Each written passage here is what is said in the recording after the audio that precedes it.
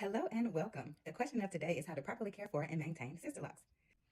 The thing is, there is a difference in the regimen according to if you have brand newly installed sister locks versus more mature sister locks.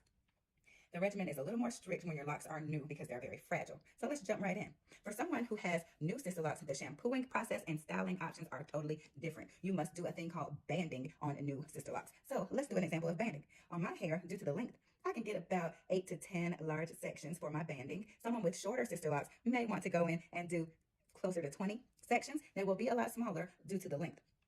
So let me give you an example of banding here. I'm giving myself a 2-strand twist in this section, and I would have at least 8 to 10 of these across my whole head. And this is going to be how I'm able to shampoo my hair with fresh new sister locks. I'm securing with a rubber band, and this is how a completed one looks. There's a nice close-up. And picture this over my entire head because that is how I would have to shampoo. Going into the process would be a very low water pressure, stimulating the scalp using Sister Locks products. There is a starter shampoo that is awesome. It's nice and abrasive. You can't put too many moisturizers on when your locks are new. So the starter shampoo is specifically formulated to just get in there, cleanse that scalp real well. Of course, you'll rinse and repeat and making sure that the lather runs through the actual ends of the hair, but the concentration is at that scalp area.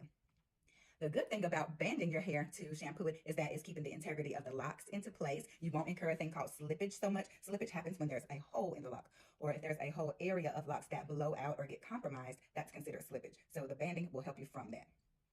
Now, the next great thing about banding to shampooing is that it turns right into a style. Once my hair is completely banded, shampooed, and either air dried or dried under a hooded dryer, it becomes an instant style. I will remove these, and there I have a twist out or a braid out, and it will give me texture across my whole head of hair.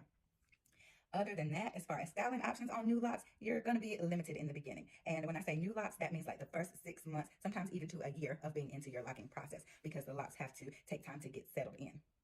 Now, a braid out, a twist out, and a roller set are pretty much your options when they're in that first 6 months to a year. And then eventually you'll become mature in your locking process. I consider myself mature with my locking process. I've had my locks for close to 2 years and they are very settled. I can tell because my locks are more solid, they feel a little more dense, and they're not so lightweight and very loose and fluffy as they were when I first got them installed. And so when you touch them, the texture is totally different. Even the look has a more matte look because all that shedded hair that drops out daily cannot get out of the locks. It's working its way down into each and every individual lock. It's creating that fullness for me during my maturation of my locking process.